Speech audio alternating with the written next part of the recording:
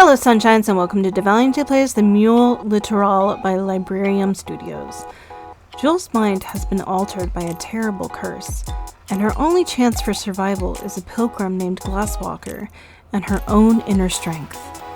If you want to see more games from this channel, drop a like and a follow and tell me in the comments what you want to see me play next. Warning, this video contains strong language and imagery that some may find disturbing. This game also features the topics of depression, anxiety, and suicidal ideation. Discretion is advised. Now, without further ado, let's get started.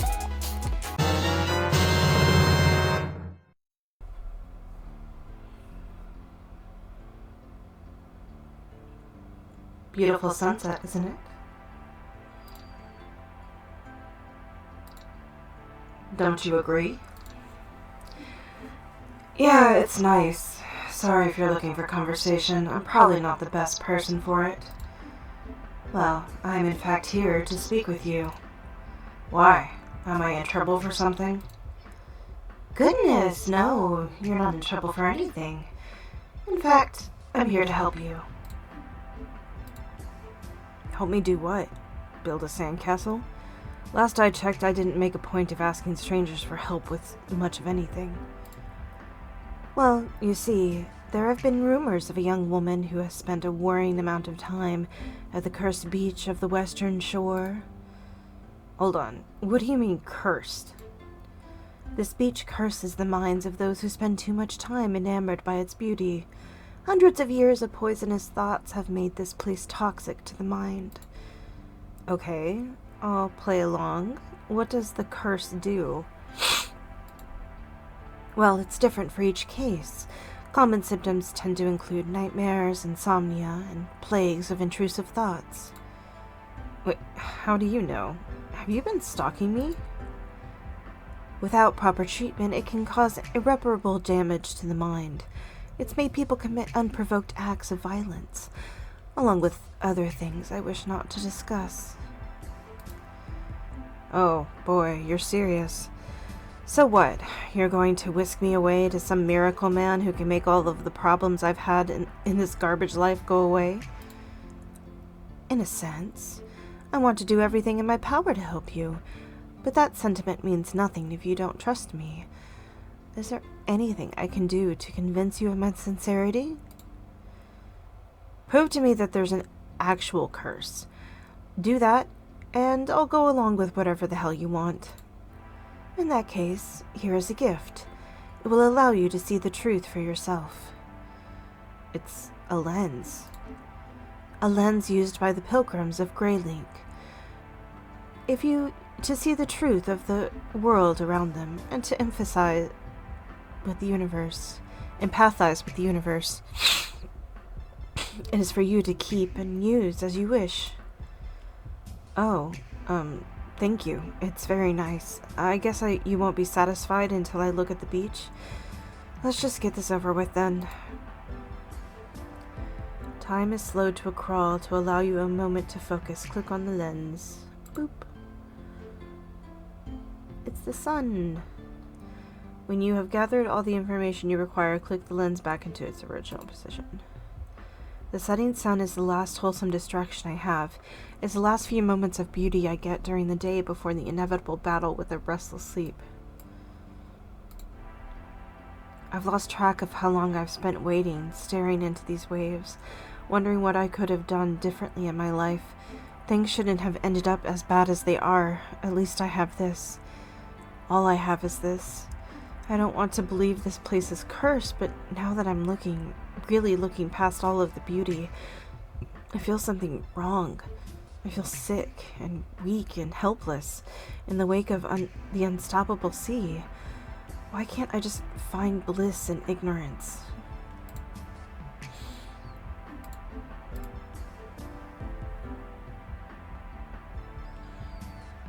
I think that's it.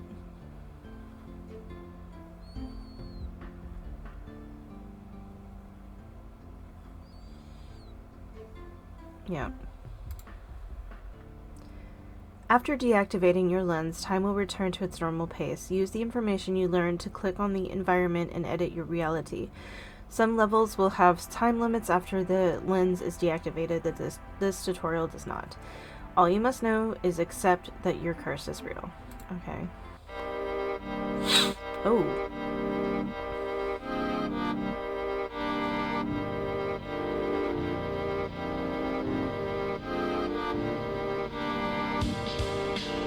Did you see it? It's actually cursed. This beach is actually cursed. It's just like the nightmares. It's the same figures. My apologies. This must be a lot to take in. Why didn't I see this before? Why didn't I see that this was a problem? I could have left this place months ago. It's the way this beach affects your mind. It works in a way that makes you think that there is nothing wrong with you. So, what happens now? What happens now is that I will be taking you across the world to meet 3 of the beings known as Thoughtforms. These beings are embodiments of specific kinds of emotions or ideas. With their guidance, your curse will surely be broken. I know who the Thoughtforms are. It's hard not to. A lot of them are obnoxious. But I'm willing to take a chance to trust you. You've shown me what this beach really is, and it seems you might know how to help me. Wonderful. In that case, we shall head off immediately. I just have one question. Oh, and what is that? I'm going to need to know what to call you if we're going to be pilgriming together. Ah, indeed. I am an elder pilgrim of the Greylick pilgrims, Denim, the Glasswalker, advisor of Gut, the Thoughtform of Truth. I am also the leading researcher on the topic of remnants of dreams. Yep, Glasswalker, got it. My apologies. And what would you like me to call you, ma'am? Jewel. No fancy titles to speak of, just Jewel. Well then, just Jewel. Let us be off on your life-changing journey. Never call me that again, or I will come back to this stupid beach and never leave until the day I die.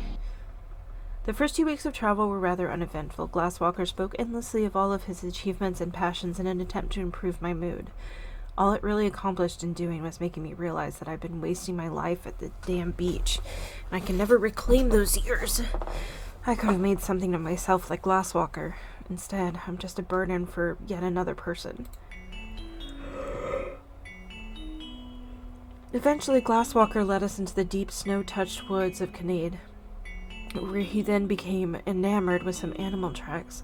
We followed them for what felt like hours. Jewel, I have something special to show you. I think you'll enjoy this. Can you see that little creature over there? The one in the cave under the hill? Wow, what is that thing? This is one of the creatures that I study and research. A remnant of a dream. They are like the animal equivalent of thought forms, creatures made from intrusive thoughts and wandering daydreams. There are many species of them, but this variety is specific to this region. I've never seen anything like it. You should look at it through the lens I gave you. That little trinket can help you learn a lot about the world. Snow? Huh. This branch strains with the weight of the snow that rests upon it. A gentle nudge would be enough for the mass of snow to fall and cover the small creature below.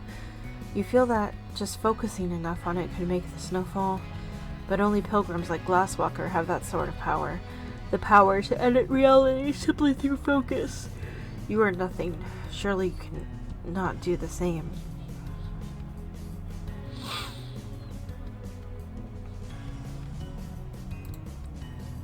The large, fresh footsteps are an older chlorophyll.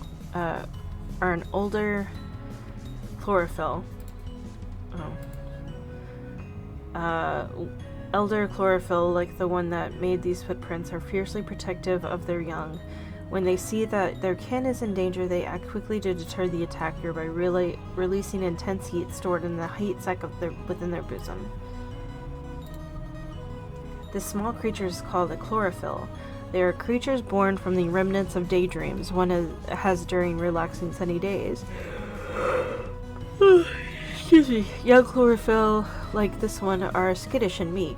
If startled, they will wail loudly in order to alert older chlorophyll in the area that they are in danger. You definitely should not have walked this close to it. Okay. Oh, good. The heat of the creature's breath burns your flesh and nearly melts the metal of your goggles on your face. Attempt a better fate. Okay.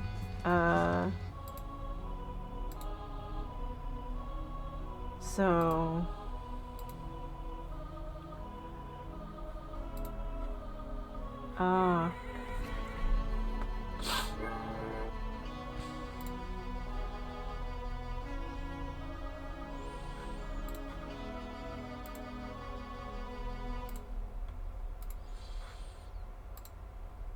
Okay, so that just wakes it up.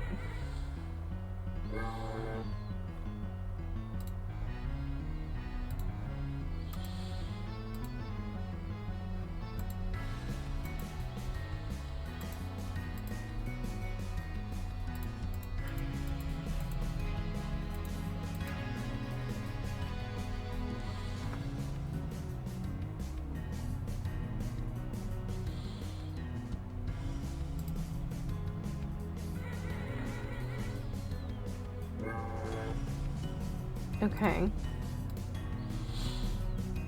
Can we can't just leave?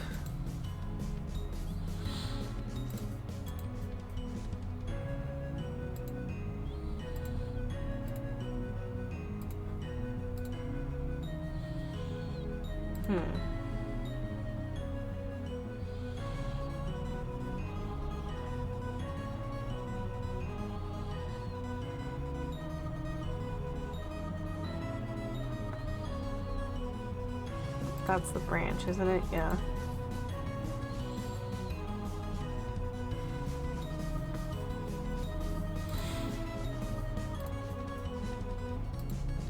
Okay, was there something else I could do?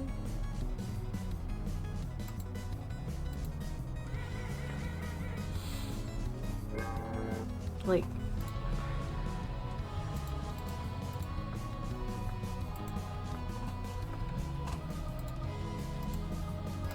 No?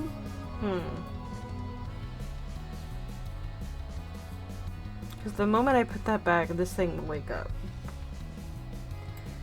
But I can't, like, do anything with this.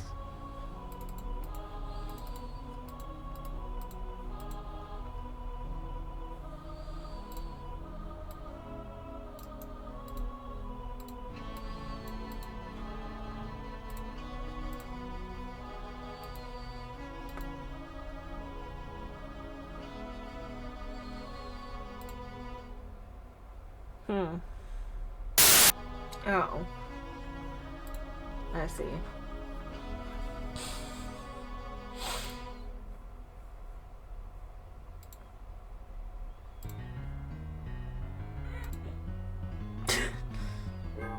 Oh.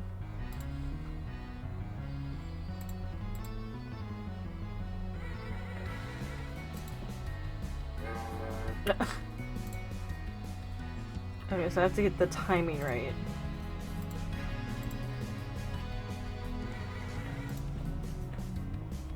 Okay.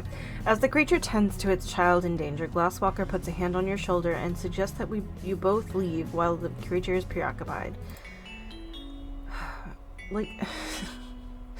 Well, that could have been disastrous. I should have realized that Remnant's caregiver wouldn't be too far away. Hey, thanks. For showing me the creatures. I can't imagine that's an experience that very many people have. Shame we got chased off. Oh, you were quite welcome. Perhaps I could tell you more about my studies. And then there was a loud, gut-wrenching scream. Not of any human, but of a large, terrified beast. A desperate, fearful howl.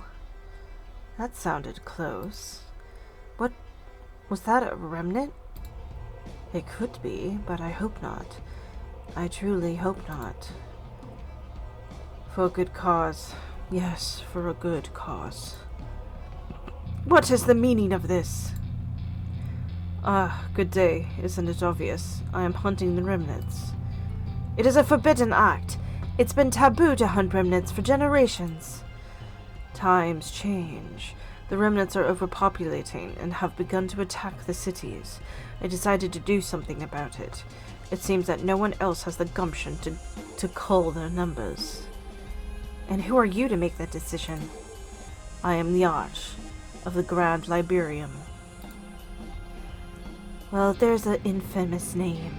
Jewel, this man was exiled from my order. His violent disposition was not tolerated there.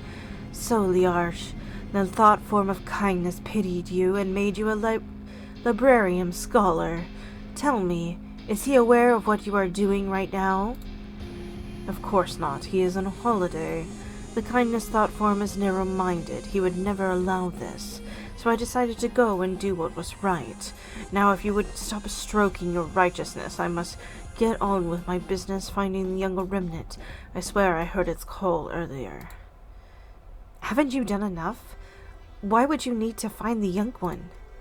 Because no child deserves to be away from its mother. You're nothing but a depraved murderer. Jewel, no, stay back. Okay. What is it? The undulating blade of Liarch was never made for combat. It is a tool of science meant to test electrical currents. Liarch, however, has used it as an improvised tool of murder. It is made of an alloy that allows it to absorb heat incredibly well, but it becomes unsafe to handle it if it absorbs too much. This blade was entrusted to Liarch by the Thoughtform of kindness. What a fool they were entrusting a lunatic with the blade. Before you is the gored corpse of the maternal chlorophyll that you encountered not minutes ago. Liarch's twisted blade is embedded in its hide. The edge of the blade is barely scraping against the chlorophyll's heat-storing organ. Just focusing on the corpse would cause the organ to rupture, expelling a steam of intense heat from the wound. Okay. Icicles hanging to tapering pieces of ice caused by the dripping of water at low temperatures. They have been loosened by the murderous kerfuffle between expat Liarch and the chlorophyll. Liarch is the only person to have ever been exiled from the Greylick program hikers, which Glasswalker is a part of, though the reason is a closely guarded secret. He is incredibly intelligent and a talented engineer, but his apathy gives way to a crueler nature. Even now, he holds a curved knife behind his back. His knowledge of the Revelation Axe allows him to channel electrical energy through any number of tools at his disposal. Well, that's nice. Okay.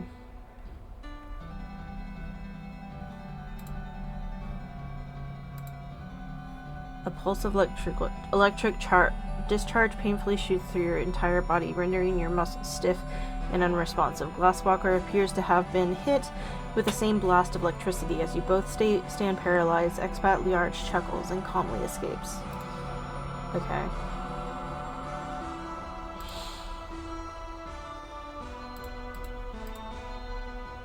Okay.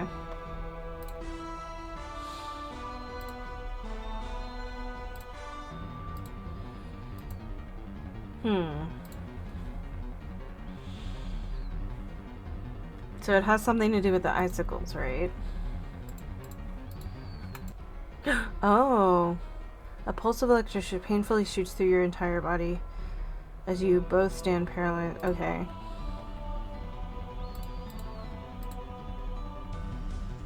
I see. Okay. Oh. Well.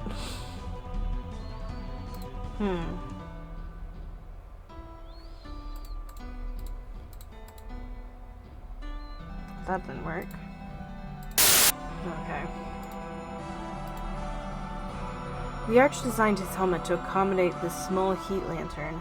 The lantern itself is nothing special, but the fuel inside is dense and volatile. If the lamp were to suddenly impact against something, the fuel within would violently combust. The chain the lantern hangs from has become brittle due to the frequent temperature changes it has experienced. You feel like even looking at it wrong way could cause it to break. I see.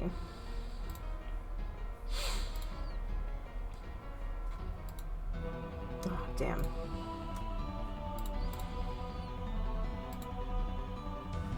Really?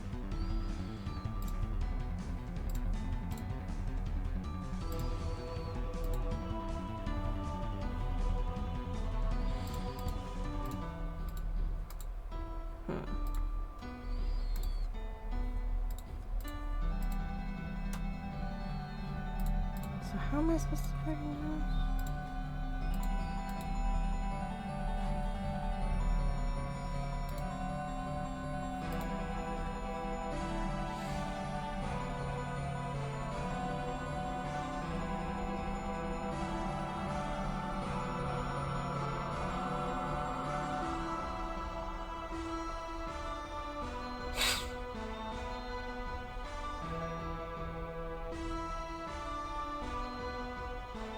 I see.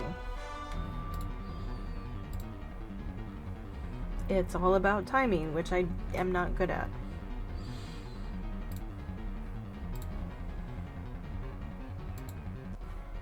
Okay.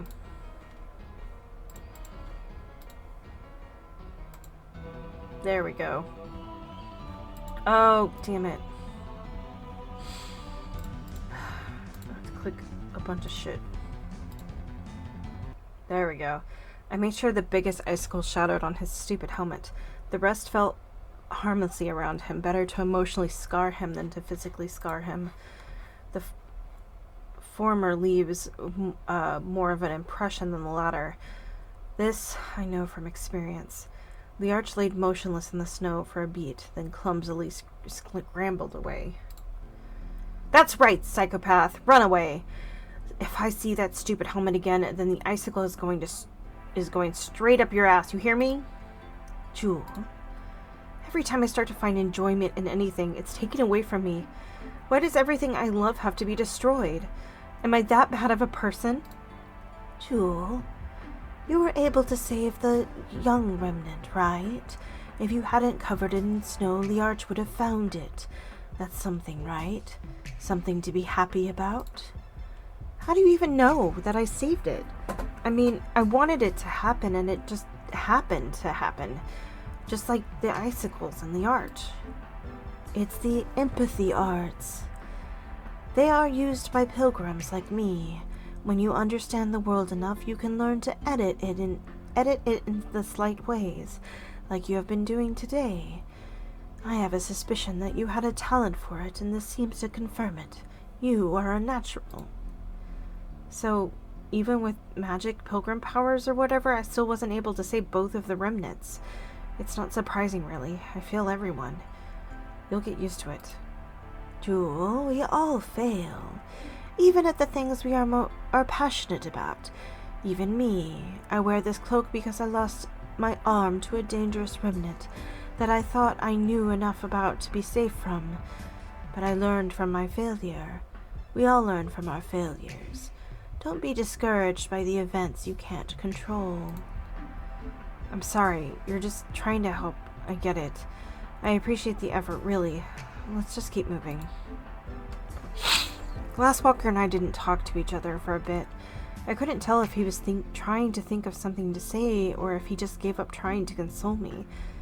Probably a little bit of both. Eventually, we arrived at a train platform just outside of the forest, and we waited, and waited.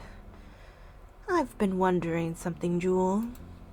Where did you get those goggles? The ones I'm wearing? I made them. You find a lot of junk on the beach, and I needed something to protect my eyes from the sun. That's really impressive. They resemble the sight goggles young pilgrims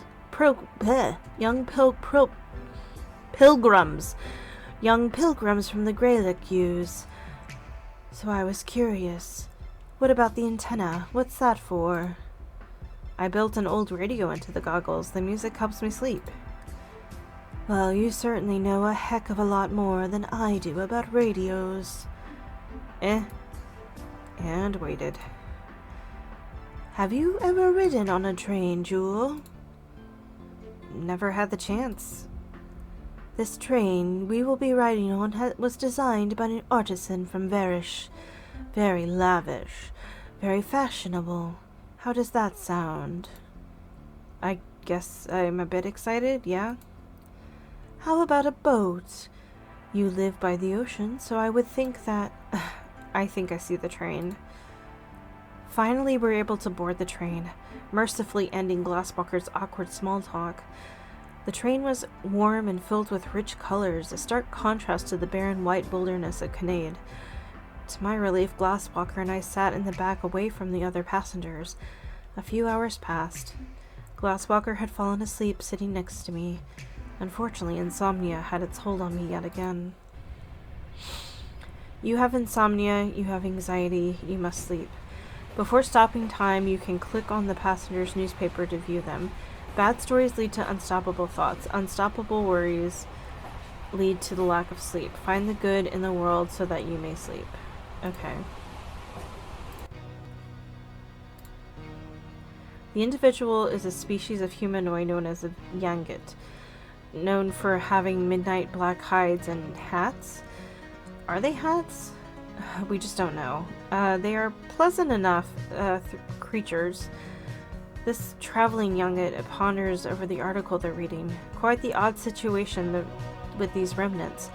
What is one to do if one lives in the forest?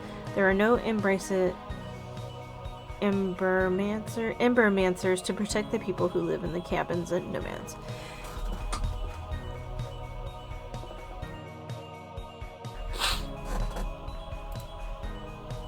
This sophisticatedly dressed madam is pondering over her paper. Wondrous that the bridge is open once more. I've been meaning to make the trip to Varish. Perhaps I can orchestrate a family trip there in the near future, now that the travel there is possible. So can we look at these guys individually?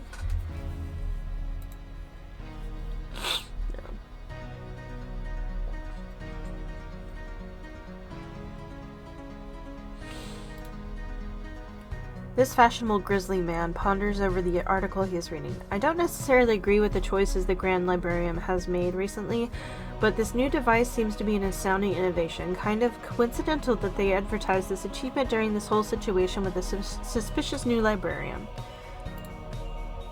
This fellow is wearing a festival mask, probably in preparation for fantastic and frivolous festivities. He ponders over the article he is reading. I, for one, think it's wonderful to hear about the new librarian scholars.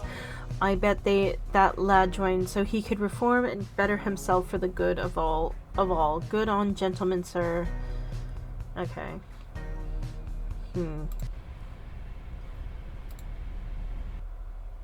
I slept pretty well for a while after that.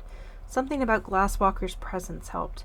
He felt like the first real friend I've had in years, as obnoxious as he could be sometimes. He roused me from my sleep as we arrived at our destination, the northernmost city of Tambor in the province of Northfield. Ah, get a whiff of that crisp Northfield air. It's so damn cold it hurts to breathe through my nose. Ah, yes, I suppose.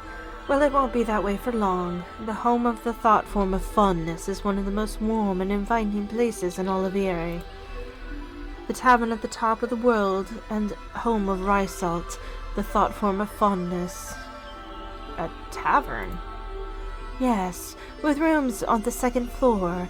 I'm going to go in ahead and book us each of us a room.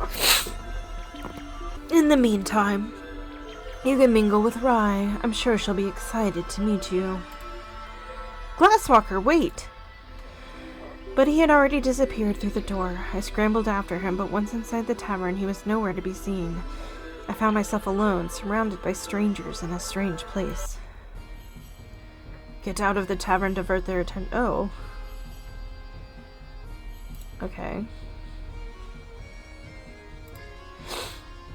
This unassuming-looking gentleman is a Thoughtform in disguise.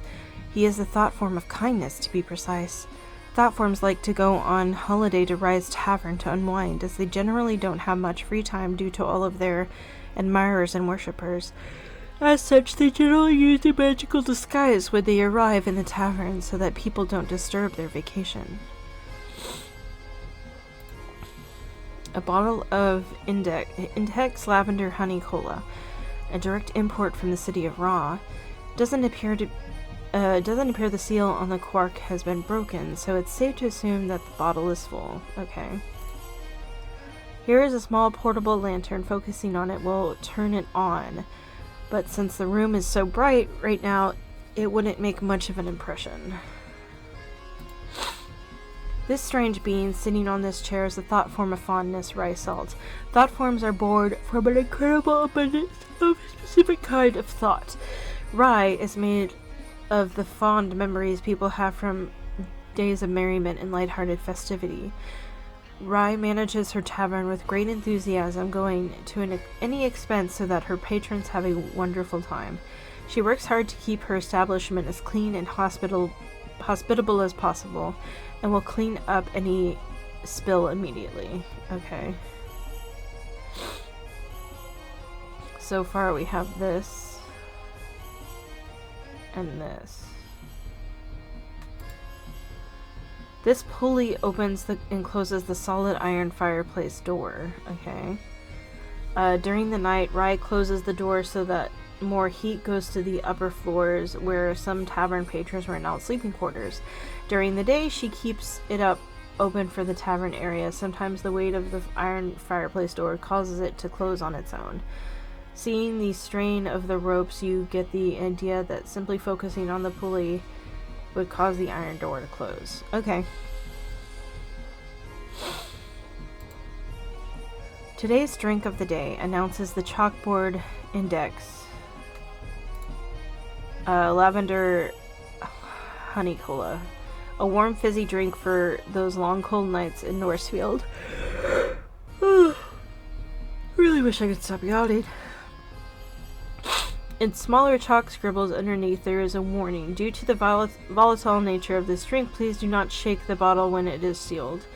It would create a fantastically sticky mess that no one wants to deal with. Thank you, Rye Salt. Okay.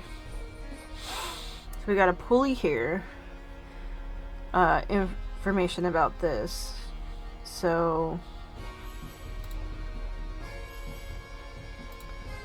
Oh. Fulfill their expectations as an embarrassment, an annoying, stupid brat with a damaged brain. Why did you even come here? You know how this will end. You know how this will end. You know how this will end. Why didn't you stay at the beach, Jewel? Okay.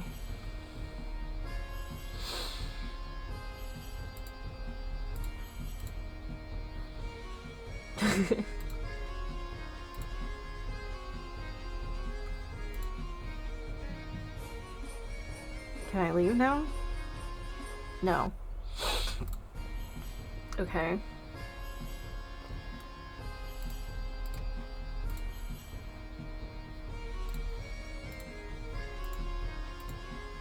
Okay, how do I leave?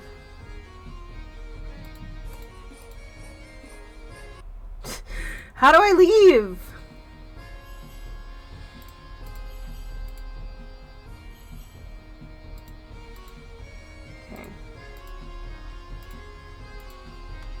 Okay, so he changes.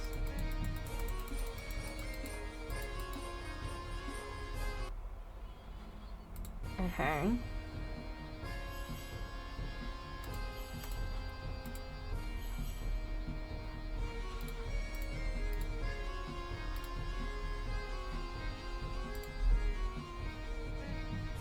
Oh.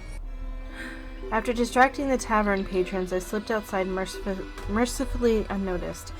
I couldn't do it. There was no way I could stay in there. I curled up next to the tavern and tried to make myself feel small in a desperate attempt to disappear.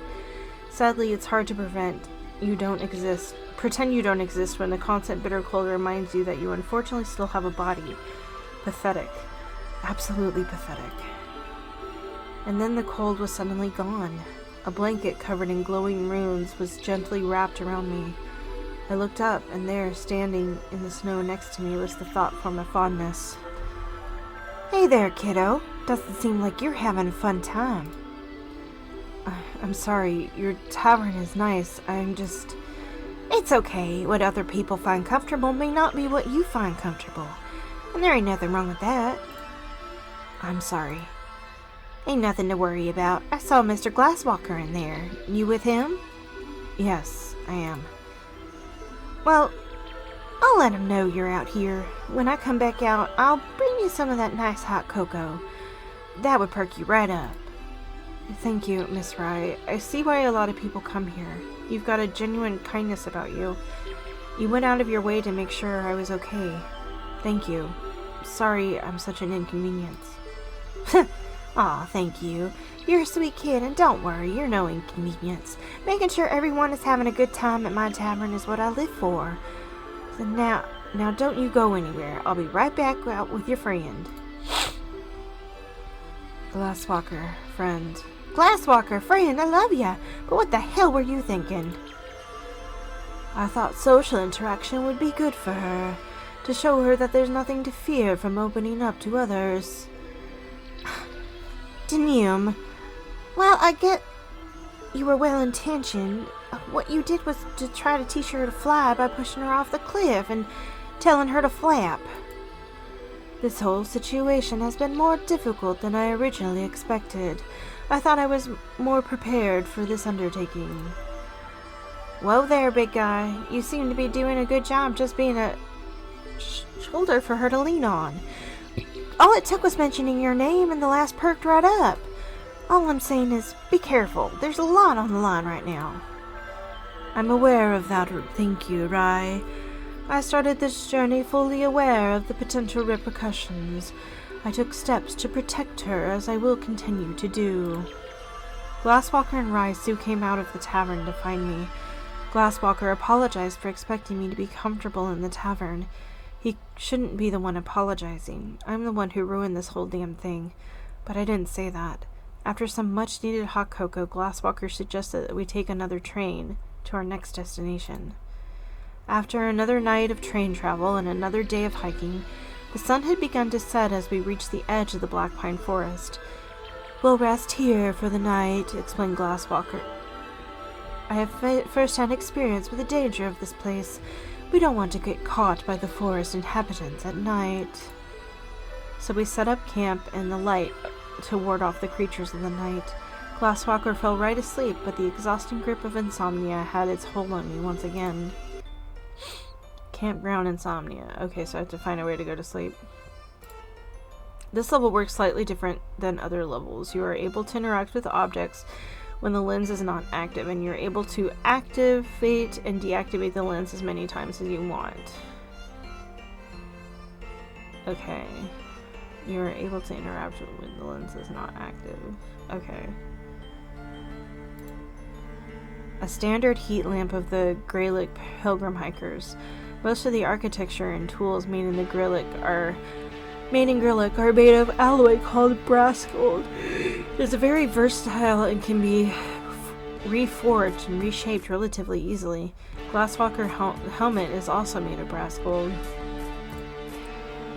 Wait. How does the guy sleep while sitting up? Pilgrim magic, gotta be. Okay. Scattered are the journals of Glasswalker, filled with tales he wrote or stories he obtained. Each is filled with something unique, each an aspect of the interest of the man himself. Will you ever be this interesting? Will you ever be a person worth reading books about? Is there any point in even writing them? Scattered are the yeah. A secure lockbox owned by Glasswalker, which is made of sturdy brass gold from Gaelic. It is locked with a 6-digit numerical code. It's probably what he keeps food rations in. Perhaps you can supply yourself with a midnight snack while Glasswalker sleeps. Okay.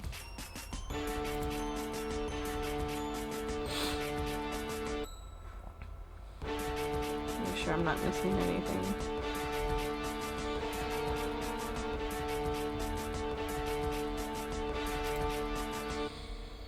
Okay.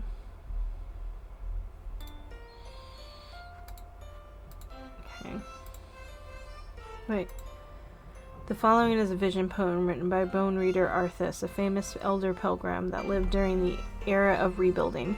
It is said that the vision symbolizes the battle between the ancient hero that we know as the wolf and the thought form of greed. I found myself in a ruin, ancient and long lifeless, dark and cobwebbed within its catacombs of an altar of bones where blank 2 orbs, 2 blue and of gold. Above the sky, but below the stars, spotted on top of a twilit hill, perfect still were twin suns of brilliant blue and brilliant gold. Beneath my feet a brilliant red orb lay painted, the other lay dead. Okay. The gold now imperfect, cracked and luster lost, unable to be touched or seen, but blue remained, and brilliant and blinding. A resolve lay within its hue. Okay. I am unnerved. Those familiar with the tools to find this location, of which I know there are few, should know that it is home to a rare and disturbing remnant, known as the Undescribed. I did not study it up close, I know better, for this creature is more deadly than a petrichor. I am lucky to even see one, for the number of them that exist could be counted on one hand. I always assumed they were fictional, a monster for a cautionary fable. Perhaps that is how it was born in the first place, from people's belief in those fables. Potato erotica? What? Stop moving. I gently pulled the soft, luscious-looking potato out of the oven, eyeing the glistening condensation that moistened its skin. My mouth watered, and I found myself licking my lips in an undignified manner. The warm spud steamed, enticing me with the heat ready to be consumed. I gently slit an opening into its soft yet tough skin. An aroma of pure decadence escaped from it and into my nostrils. I spread a morsel of warm, slippery butter on my knife and spread it across the potato's gooey center. It glistened with the addition of the fattening flavor, cooking the butter on its warm skin, making it seem all the more irresistible. Wow. I cannot read that part, but whatever. It is the 5th hour of the 7th day of my study of the elusive remnant known as the petrichor. I have caught glimpses of it, the colorful ribbons that make up its mane darting behind the trees. I have to be careful and keep my distance, as much as I would love to study it up close. It appears to use the bark of the black pine trees in order to sharpen its claws and beak. I always know where the petrichor has been from the lacerations that scar the trees. I worry, though, that the petrichor and I are engaged in a deadly dance. Am I studying it, or is it studying me? Waiting for the perfect chance to strike, studying my patterns, there is no question. I know it is doing this. I need to finish this study, and soon. Okay. 5, 2, 3, 6, 4, 1. 5, 2, 6, 4, 1.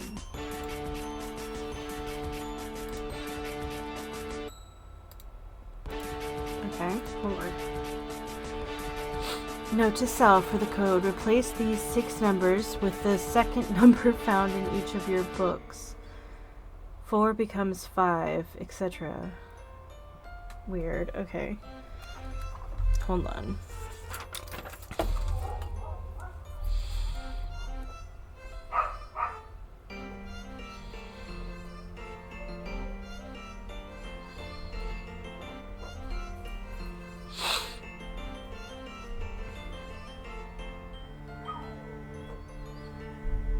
Okay, so here,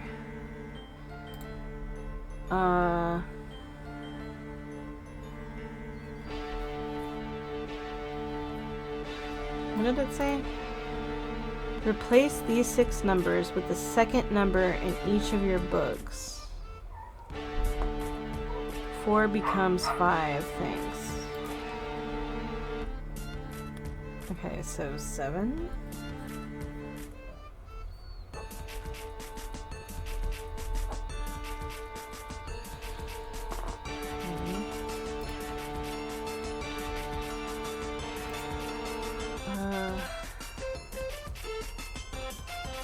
8. Oh, okay. I find it difficult to write with my left hand, but with the tiny treatments, oh good lord, treatments that Raw Cut is providing me, my remaining arm will hopefully become my dominant arm. Raw tells me that it will be 2 to 4. Okay. Okay.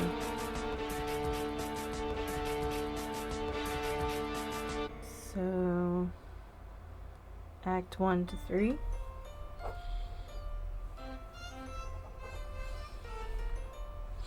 What did this say? 6 to 0. Let's try that then.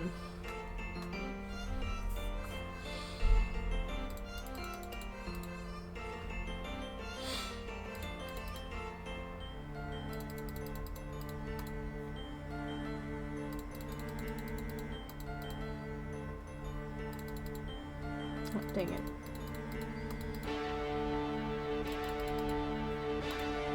Yay! Entry 1. Rumors of increased remnant population have been confirmed by the Embermancer Guild. Rumors of their increased violence also confirmed. The cause is at this moment unknown. Remnants have been wandering far too close to the cities. It is unnatural.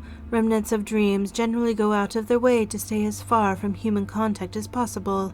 Ra, guide me, that I may find the truth in these outliers. A possible cause has been linked to the worrying remnant activity.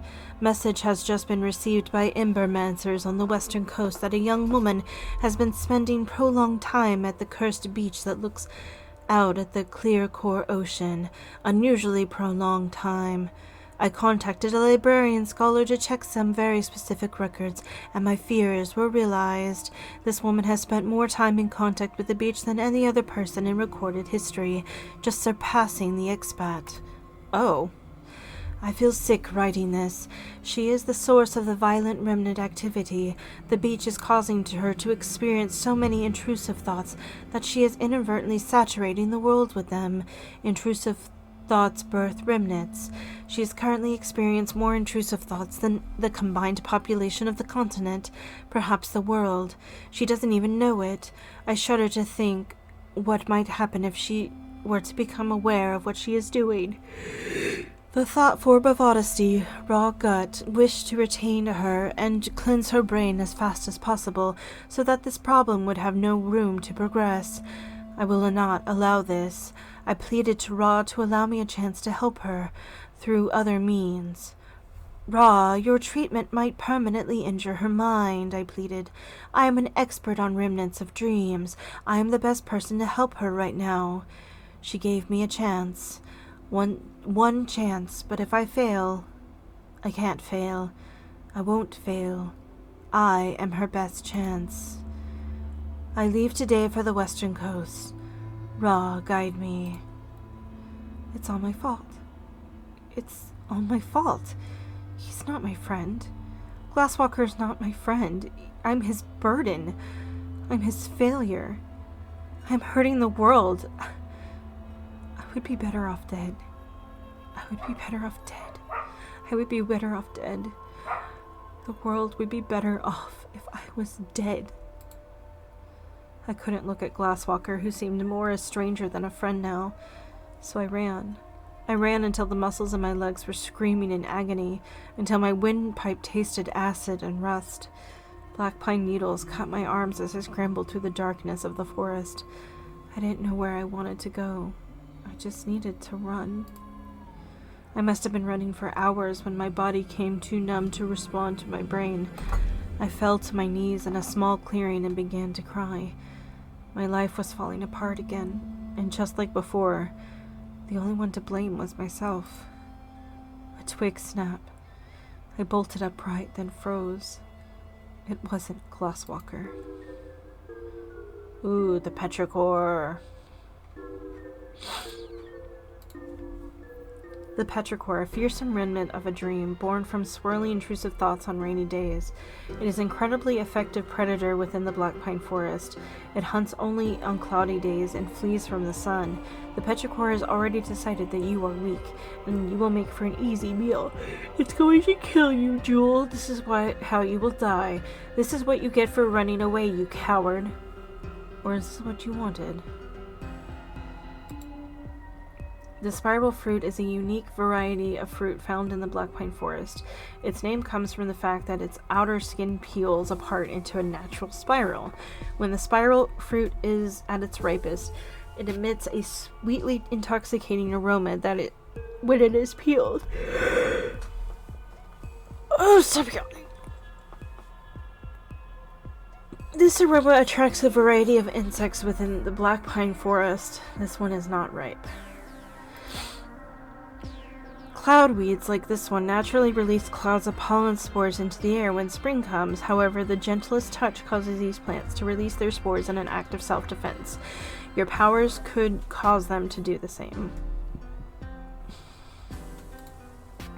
Nest of starfly colonies like this one can be found protruding from the surfaces of black pine trees. Jesus Christ, stop yawning. Starflies are small glowing insects that infect the trees of the black pine forest, feeding off of the tree's nutrients during the winter. Once they detect pollen spreading in the air, they know that they can emerge for the spring to gorge themselves on succulent fruits. The more sugar they consume, the brighter they glow. Common ferns of the black pine forest, you could use your powers to rustle it, distracting the beast with the sound. It's still going to kill you, but you will at least buy yourself a few seconds of time to contemplate how much of an inconvenience you are. Alright. The petrichor with curved teeth and powerful jaw rends the flesh from your bone. You hear Glasswalker scream as he finally catches up with you, to pray that this was a dream and try again. Okay. So...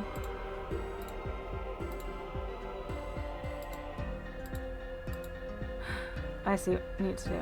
Okay.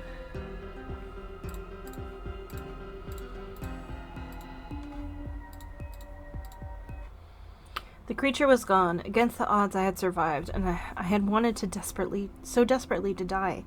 Yet I didn't allow the creature to take my life. I suppose it's because, if I had to choose, I would rather my end be instantaneous than enduring several minutes of agony as I get torn apart by a monster's teeth. Jewel! Jewel! Where are you? Oh, please, please be okay. Are you out there? Jewel! No, I can't. Oh, please stop following me. I'm not worth this. My running continued until the trees parted, and I was met by a rickety bridge spanning a canyon. Jewel! I'm sorry. Please come back. I just want to... I hear the rest. I didn't hear the rest. The bridge had broken beneath me. Oh, good lord. Okay. A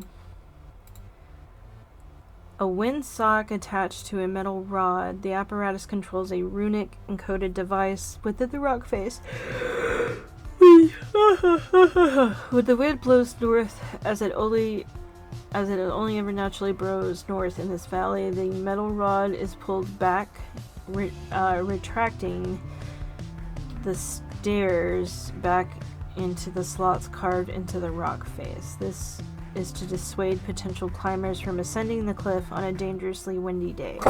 When the windsock and rod are in a resting state, the stairs slide back out of these slots. There looks to be a rip in the windsock. It looks like the end could fly off at any minute. Okay.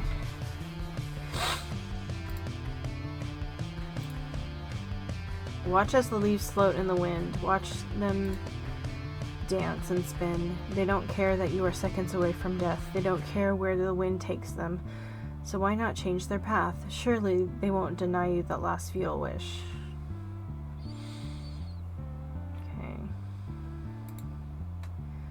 One would expect within these slots carved into the rocks to find rectangular slabs that can be extended from and retracted back into the holes instead of one finds tree seeds surrounded in magic runes. When activated, the seeds grow very quickly, causing the stairs to literally grow from the cliffside. The position of the windsock is designed to rest at a specific spot, so that the seeds stop growing after a certain point and do not grow until into full adult trees. Okay. So let's see what we've got.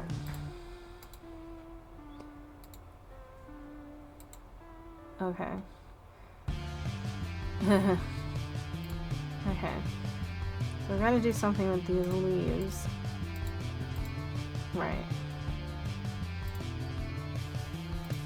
Okay, first.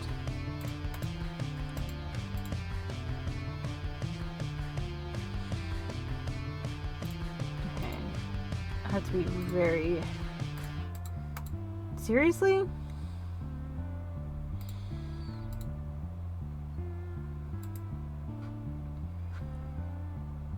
Only this leaf.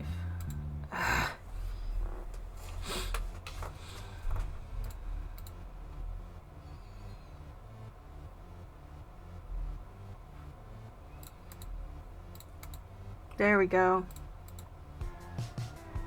Oh, the tree broke my fall, but it still hurt like a bitch. I got up stiffly and started to walk down the stairs that had sprouted from the canyon walls. God damn it. Too pathetic to even die right. Quite the spill you took there. Huh? Been meaning to repair that bridge we have. Glad to see you're okay. I recognized your use of the empathy arts during the fall. That must be quite the survival instinct you have. I wouldn't call it that. Who are you? Just a fisherman who happened to be passing by. Wanted to see if you were all right. So, are you all right, lass? I'm just a bit bruised. Sorry for troubling you. You hesitated. You want my assistance, but you're unsure of the manners of asking a perfect stranger. Well, it would be no trouble at all. Ask, I insist. Sorry, I'm running away from someone and I could use a place to hide. I think I know the perfect place. I'll lead you there and you can meditate a bit. I'll prepare you some fish while you're hiding out. You look famished. Meditate? Yes, meditate. You've been frightened. I can see it clear as day. Your mind is going so fast it's outrunning your body. You need some quiet time to let one catch up with the other. We hiked along the bottom of the grassy valley. Here and there were huts built into the shadows of the cliff's face. I worried that someone might see me, and in turn give Walker clues to my whereabouts. The fisherman must have noticed my concern. Oh man, I still have coffee. I know what you're thinking, but no one would be home by now. Who'll be home now, so shouldn't worry. Where is everyone then? Living, I suppose. Taking a walk, gathering berries or the like. I ain't got eyes on every tree, lass. I can't see how everyone's living their lives. I suppose that... And then I saw our destination, and words failed me. In the center of the valley stood a monolithic tower of opaque blackened stone. On the sides of the tower, in small letters, were carved infinite tiny words. There wasn't a single spot in the tower exterior where you couldn't see words. The amount of work that must have been put into the structure, it was like a blow to the chest to even comprehend. Come on, lass, you said you were wanting to hide. Keep on moving. What is this place? Just a little project of mine. What's important is that it's a safe place. Now scoot on inside and take a seat. Ponder the murals a bit, and I'll go prepare that fish for yours to share. Try lighting all the candles. The blue light always helps me relax. I did as the fisherman said. As I stepped inside, I noticed the floor was reflective, luminescent from the sunlight that shone from the skylight at the top of the tower. Unlit candles lined the walls in places where they would be impossible to light by normal means. I sat in the center, eyes transfixed on the skylight seeping into the dark tower. The Tower of Verschlund. Okay. Oh.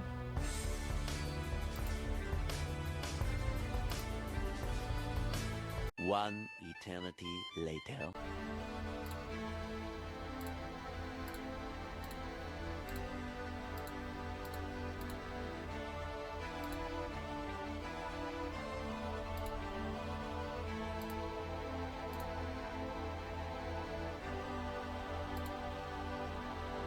Oh shit. As the blue flames flickered to life, I felt a sensation of unnatural focus. I would never have agreed to start this journey if Glasswalker had told me the whole story. How am I the cause of the Remnant's unrest? He has worked hard to help me in the only ways he knows how. He isn't perfect, but I need him right now. And he needs me. He needs me to show him how bad this shit is in my head. How bad it really is. Because if I don't tell him, he'll never be able to help me. So I shook off my trance, stood up, and stepped towards the door, no longer burdened by the fear. The small fisherman opened the door as if expecting me, and said nothing. I took a step outside, and there stood Glasswalker. Jewel, I saw you found the journal. I am so sorry. Shut up. I'm the one who couldn't control the thoughts in her head. You did all you could with what you had, and I appreciate that to no end. I shouldn't have run from you. I want this demented feeling in my head gone. That's what will stop the remnant attacks, right? Getting rid of it? Yes, that is correct. But I failed you. Honestly. I have no idea what I'm doing, Jewel. People in this age, they don't have whatever it is in your head. I just don't understand how to handle it. You want to help me? Then keep doing what you're doing. You've gotten me this far with your optimism, yeah? Jewel, get it together, man. You're a good friend. Thank you, Jewel. That means the world to me. That being said, how did you find me in the first place? The Thoughtform of Ambition showed me the way. This is his temple. Hello, sorry for the ruse. There was a storm of thought swirling in your brain. I feared if you knew I was a Thoughtform, you'd continue to run. I'm Hashashin Anotark, Thoughtform of Ambition. Thank you, fisherman. I needed this. I'm sorry your name is kinda hard to say. Anytime. Now both of you, hurry off. A day's hike should get you to your final destination, but you have to start now. I packed you both with provisions. Take them and move along. That was very kind. Thank you. Yada yada, move those legs. And so we did. We traveled through the Fisherman's Valley, and after some hours of hiking, we came out to a gorgeous birch forest. What a stark contrast to the darkness of the black pine. Glasswalker walked right next to me and seemed nervous. Was it me? Was he scared I would run again? Of course he is. I'm a mess. Wait, what's that sound? Carriage wheels? At that instant, Glasswalker whispered for me to hide behind the bushes. You need to trust me. There is something coming that is not safe for you to witness. He seemed frantic, so I did as he requested. Stay here. As long as you hide, you will be safe. Until I return, you cannot leave this spot. In that instant, Glasswalker whispered for me to hide. Stay here. As long as you hide, you will be safe. Until I return, you cannot leave this spot. I will be back. This shouldn't take long. And he walked off towards the sound of the carriage. What are you doing here, Edingra? Have you heard a particularly dangerous remnant of a dream has entered the city of Romana? I hear rumor of casualties. I'm not in the mood for indirect answers, Thoughtform of fear. Ma'am?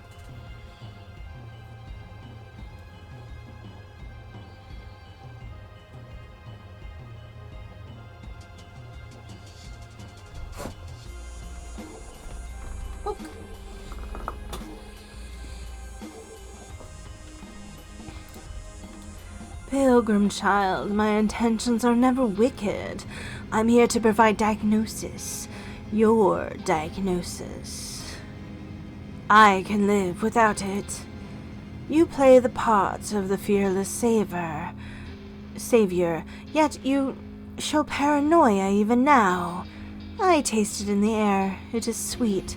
This false confidence you have. Your mask is paper thin, and the only one you fool is yourself. How can you march forward if you cannot accept your own shortcomings? I will grant you the mercy of a trial by fire. Accept your fears, hold them close to your heart, and allow them to strengthen your resolve. Running from the beast will make you easy prey, but accepting its strength will make you unbreakable. This trial will either transform you or break you.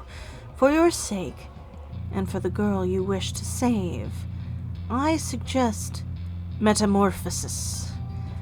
I am an elder pilgrim of Greylick. We strengthen our spirit through the trials of thought forms. I have no reason to decline. Marvelous! Darling, please entertain our guest as he faces his fears. Your trial begins, pilgrim. Talent, Indigra. Ooh. An incense that inspires confidence. It nullifies the effects of the fear incense, keeping Indigra's night safe from the nose of the legged worm. I have used this incense during my studies of remnants, and these studies have proven that more hostile remnants can literally smell fear. A four-legged worm from the ancient ash desert of the Yell Rock province. These creatures feed off of fearful thoughts, making them perfect for hunting remnants of dreams. Their victims lose consciousness once their thoughts have been consumed. Edingrowled truth, the thought form of paranoia, observed from the carriage. Physically, he is the weakest thought form, but in terms of his powers of illusion, he is one of the most powerful. He can create perfect visual, auditory, and olfactory illusions. Some pilgrims from my order have journeyed to Edingrow for his wisdom.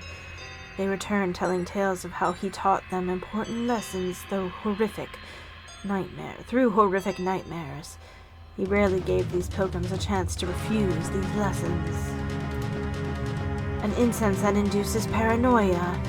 It causes most animals to flee from its scent, but when in the presence of remnants,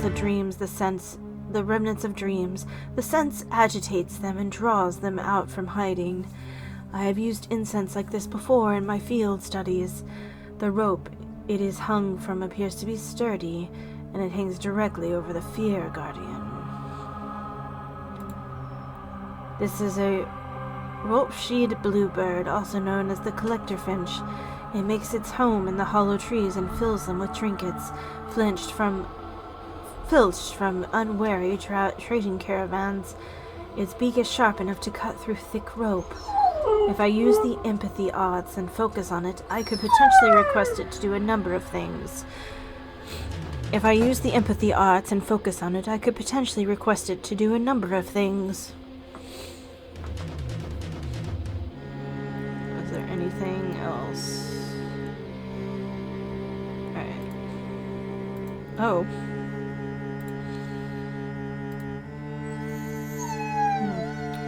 Your mind clouds, your fear of failure overtakes you, and then it is consumed. Okay. The cutter.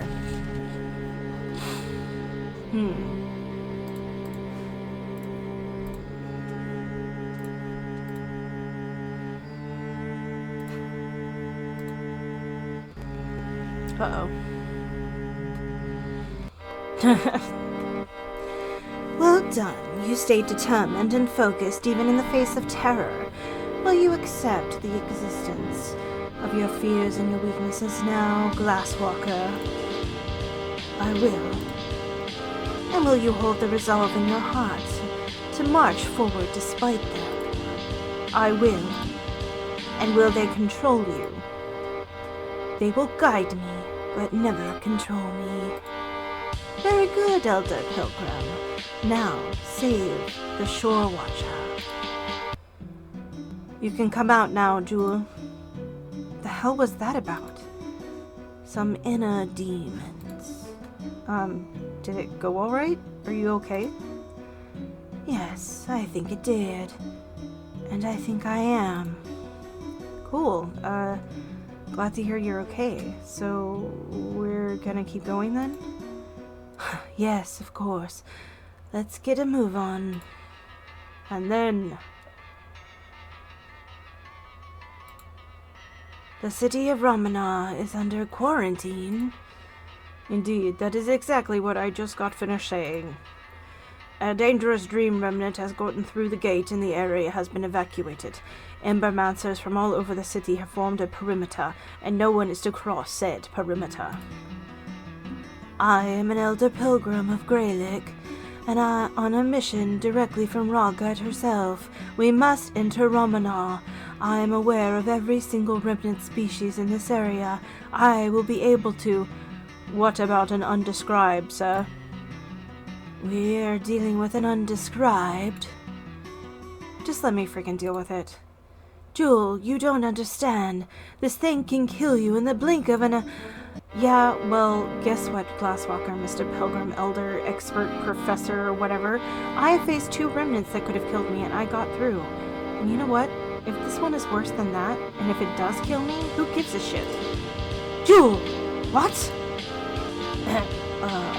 I'm just gonna go over here and leave you 2 to it. If I die, then this whole problem is solved anyway, so who cares?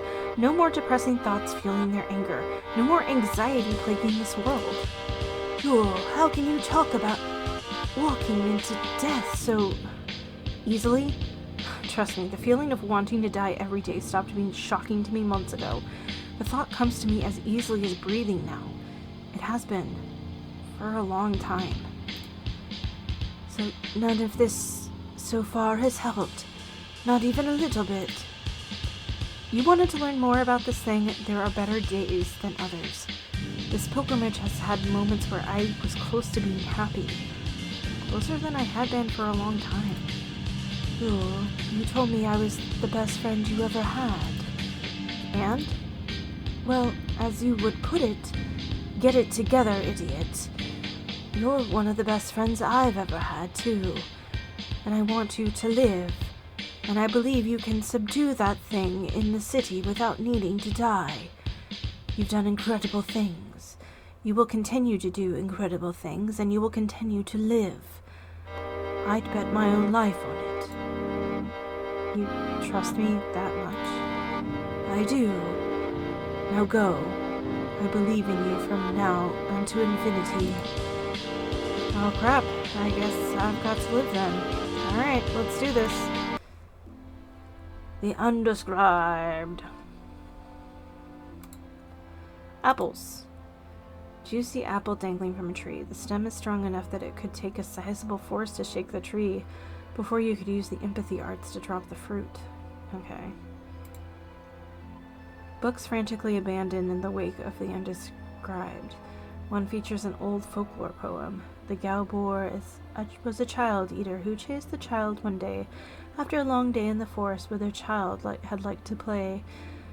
But storms rolled in and thunder had scared Galboar to hide. His hunger still not sated, he begun to slowly die.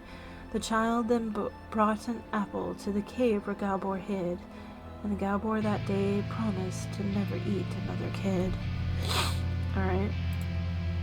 The most dangerous and elusive species of remnant.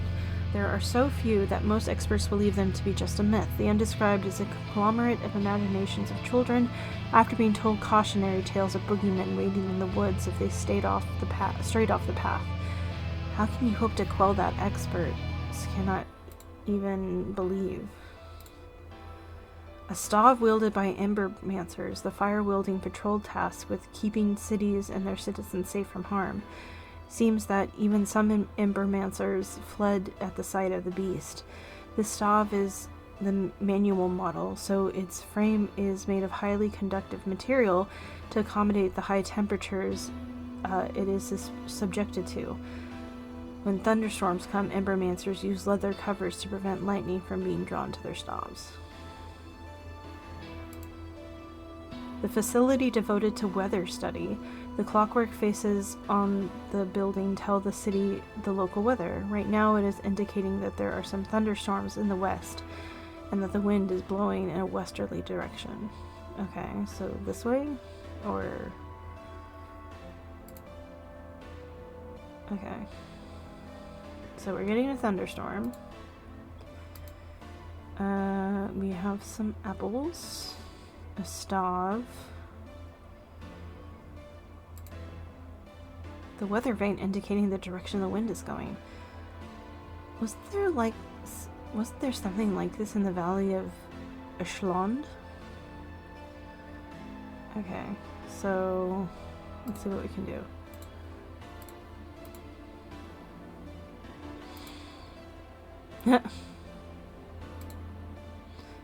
You can't die, I won't let you. Okay.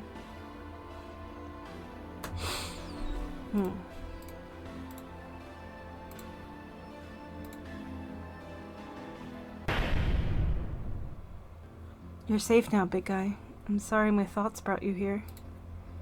Jewel, I knew you could do it. Lucky guess on my part. Oh, come on, don't be like that. Well, since the quarantine is off now, we can head toward the cathedral, our journey's end. As we walk through the city, the Embermancer guards bowed to us as we passed. I guess as a thank you for helping with the undescribed. It felt wrong. We entered a gated area and stepped through a vibrant garden pathway. This is it, Jewel. I cannot accompany you further. This Thoughtform prohibits Greylick pilgrims from entering their cathedral. So I have to meet this Thoughtform alone? This is our last shot, isn't it? Yes, Jewel. I want you to know that whatever happens in there, I am proud of everything you have accomplished on this journey. You have been through so much to get here. You've done things that most people wouldn't have been able to handle. I am proud of you. No matter what, I am proud of you. Thank you, Glasswalker. I stepped up to the cathedral doors, and they creaked open at my arrival. Stepping past the threshold, they closed once more behind me. It was much bigger inside, as if the rules of this world didn't matter to the powers of Thoughtforms. Lush grass fields sprawled out for miles, and on top of a hill in the center of them sat a figure in beautiful robes. Sweet Shore Watcher, I have felt your arrival at my core for some time now. A quaking that only grew as you got closer.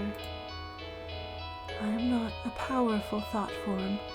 I am intrusive and unintentional.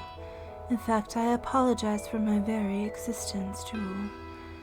I am Emily Last, the thought form of anxiety. Anxiety, while it hurts, can prepare us for what is to come. Pondering it provides potential. It's what forces us to do our best and fear we fail. But this is not the deeper anxiety you feel.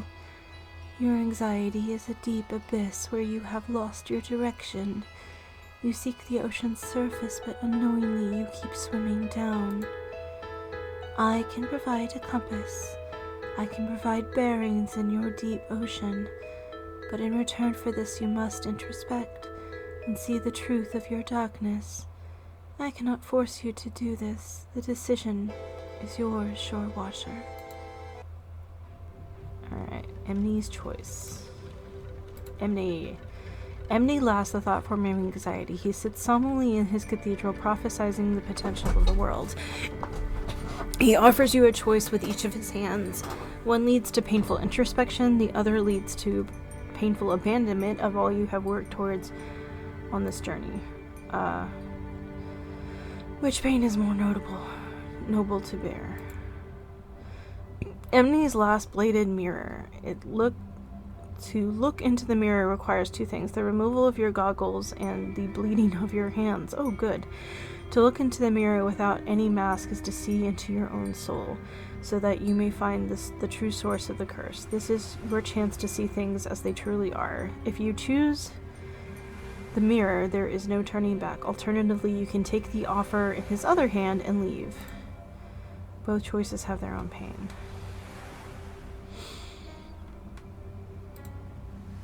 Okay.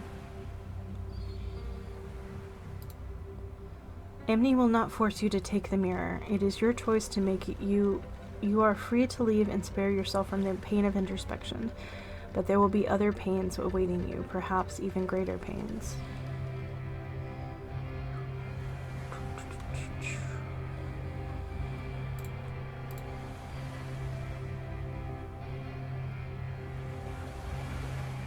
Oh, yeah.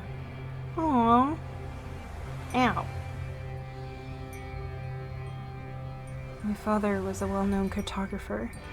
He explored distant and dangerous lands, risking his life so that others could safely traverse the inhospitable wilderness of the world. He settled down with my mother, and they had me, bringing his days of exploration to an end. We thought he was happy. He wanted to make one final voyage to the uncharted clear-core ocean. Who were we to stop him from chasing his passion? Before he left, Mom became ill. I was left at home to take care of her while he set off on his voyage. He never returned. Mom died a month after he left. After Mom passed away, I waited at the shore every single day, hoping he would come home. Waiting for him to come home. I waited for years. I came to a conclusion. He left because of me. He wanted a new life because I was a burden on his dream. And then it became a burden on Mom because I couldn't help her. If it wasn't for me, then Dad would have been there to help her and maybe she wouldn't be dead. All that was left for me was that beach.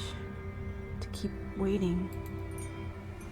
A part of me is still at that beach.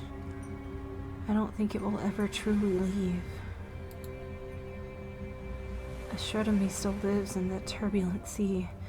The waste product of the greed of men has always stirred in that ocean. Though my physical form was destroyed on this world, a fragment of me still lives on in the sea, and will always curse this planet. A rare voyager trespassed on my domain, so I planted my seed. His crew tore each other apart over petty squabbles, and the vessel succumbed to my turbulent sea. Through the captain, I saw the visions of a daughter he would never see again. The daughter had left nothing, a blank slate for me to once again paint my mark upon the world. I whispered to her through the waves and slowly conditioned her to give up on finding worth in her life. One day, she will no longer find reasons to live her own life. And when that day comes, I will live. I will then live through her. I am Lucifer's Sadragon, the thought form of greed. Hello, Jewel. You are the one from the nightmares. I am your guide. You killed them. I liberated you from the people, from feeble purpose. God, I need to stop choking on air. So that your body may serve something greater. It was never me. It was always you. It was always you.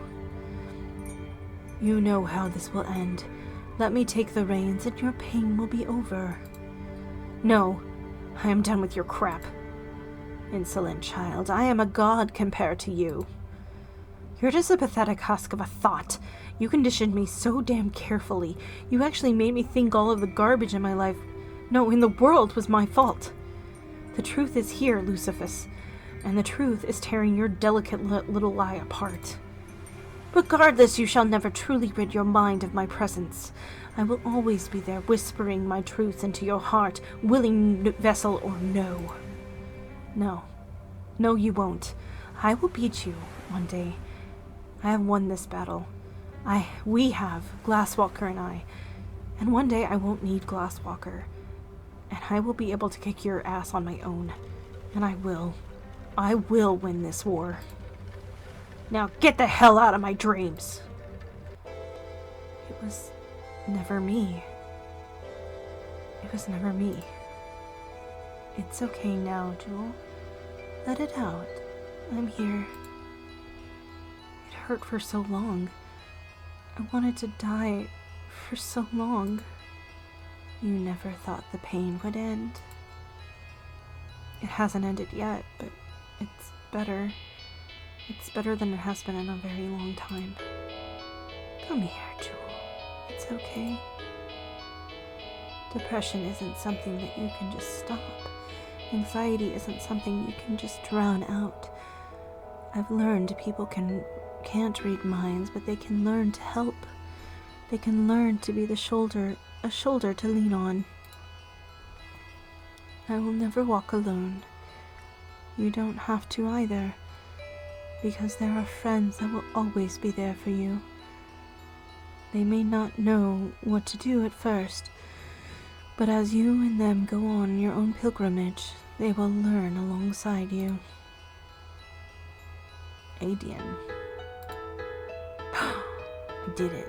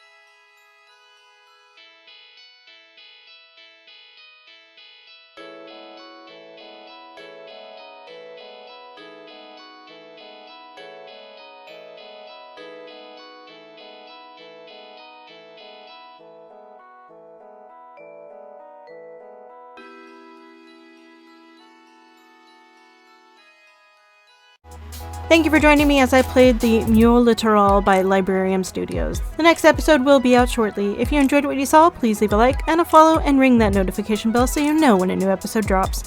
Also, don't forget to check out the link to the completely free Discord server to chat about games and whatever else is on your mind. Let's keep the comments chill, so no hate or spoilers, as I'm not above removing those comments and the people who make them.